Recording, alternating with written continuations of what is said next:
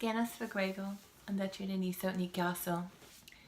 Hi everyone. I thought it would be fun to do a video update. There's just so much to share and I wanted to be able to just kind of talk through it all. So I've just come back from this Indigenous Language Symposium in Thunder Bay and I'm feeling so inspired about everything to do with language and with learning and with land and with spirit, and it's making me kind of rethink many of the things that I've been working on lately, and it's given this new kind of energy to the projects that I want to be working on. So my husband and I had gone there with our respective organizations to talk about some of the really awesome work that both of our organizations are doing. But we also went to talk about our own language learning work, which is happening at home through a method called Master Apprentice. And the Master Apprentice method is designed for people like us, so for people who work full-time and can't take a class, they can work with a speaker to help their own speaking come along. So that's the method that, because of our life situation, has worked best for my husband and I.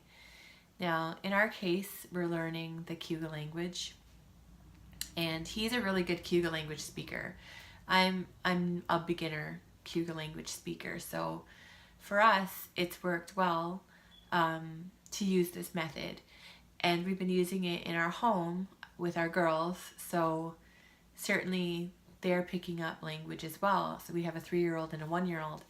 And our 3-year-old regularly and easily uses the Cayuga that she knows. And I guess what this showed me was that the more that I do, the more that I can learn, the more she'll embrace and speak and communicate in our language and choose to use it over English. So that's really, really exciting to me. One of the first things that we heard when we got there was from a Anishinaabe speaker. She was speaking as part of the opening presentation, and she said parents are the first teachers, and that really resonated with me because learning a language is difficult, and many of the people in my community are learning it by spending thousands of hours, literally over 2,000 hours, getting to an advanced level of speaking. And I need to make that same commitment. I need to invest that same amount of time. And it's hard. It's hard to make the decisions that you need to set yourself up for success, where you're going to have 2,000 meaningful hours spent in the language. And I think what I'm thinking now is that there's got to be some ways to maybe ask for help to build that necessary time into my life. Most of you know that I write books. If you don't know, I'm a writer and I write books as well. And I recently started painting, and this has just kind of been a new thing over the last year that I've really embraced again. And what I've learned through painting and through writing is that those things are so important to me. They nourish me. And although I do a lot of research, I'm doing my Doctor of Education work right now in Indigenous language revitalization.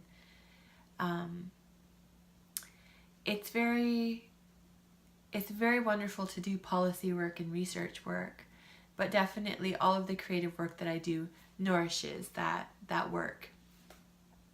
And so I want to try to find a way to bring a little bit more balance, because of course if you're focused on research and you're focused on policy and you need to invest those hours there, you're not investing them over here in being a speaker. So part of our Master Apprentice approach has tried to include bringing together our creativity, so our love of painting and drawing, and our love of storytelling. And something clicked for me this morning, which is I guess maybe what made me make this video, is that in our presentation my husband had been talking about the different actful levels and Actful is the American Council for the Teaching of Foreign Languages. And what he had said was that when they talk about people at advanced, the shorthand of how they refer to advanced level speakers is they're storytellers. And it's like these two things suddenly clicked for me this morning of all of these times in my life when I've been saying I want to be a storyteller.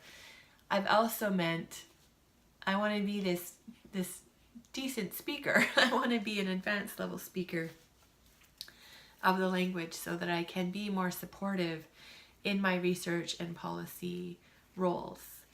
So it's very exciting. I'm very excited. And I don't know what any of this means yet or what it's going to look like a year from now. Only that I'm very focused on trying to figure out how to have myself much further along than I am now come this time next year.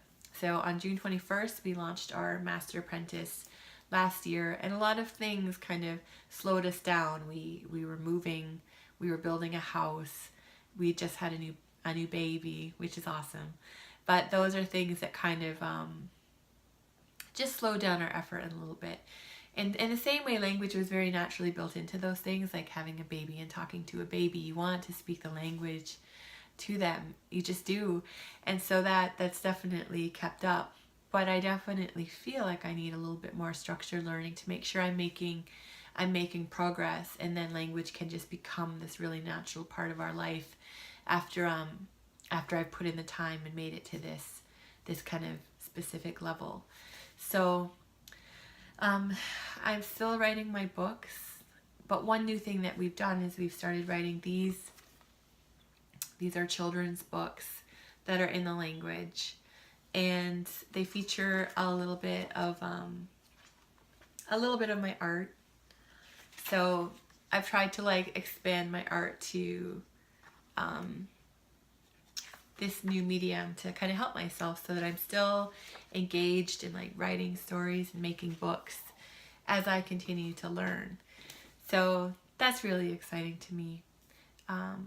I guess another thing that's happening is, and that happened when we went to Thunder Bay, because Thunder Bay is going through a lot of challenges right now, for sure. And it's hard to I don't want to talk about Thunder Bay and not acknowledge the challenges that Indigenous peoples are having in the city with some of the issues that are going on there and some of the tragic issues that are happening there.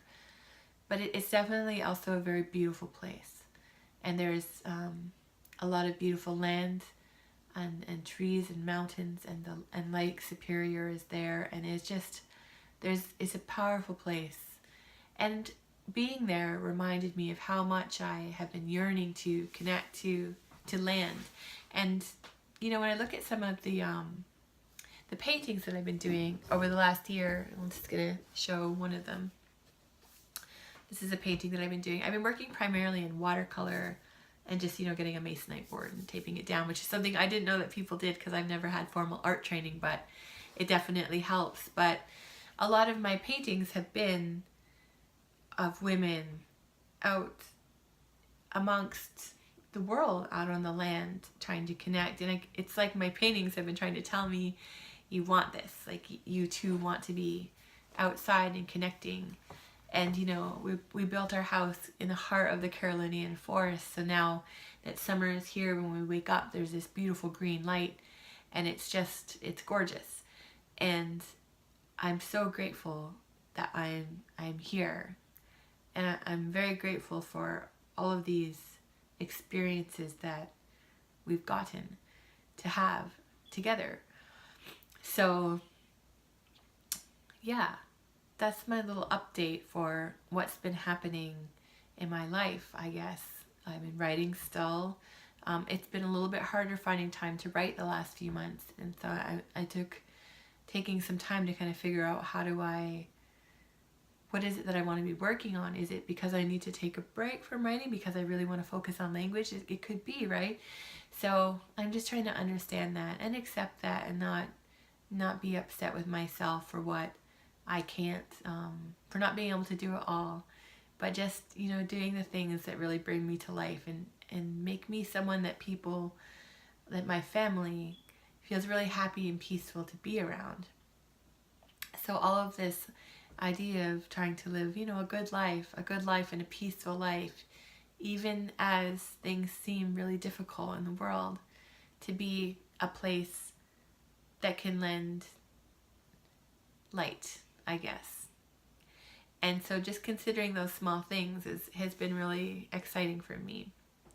Anyways, I'm just sending this little message out, this little update. This is my office where I write and work. There's my lovely bookcase behind me, and because I didn't live in the forest, I always had these fake trees everywhere. So this is a fake tree, but I really still love it. And yeah, you know what, for listening.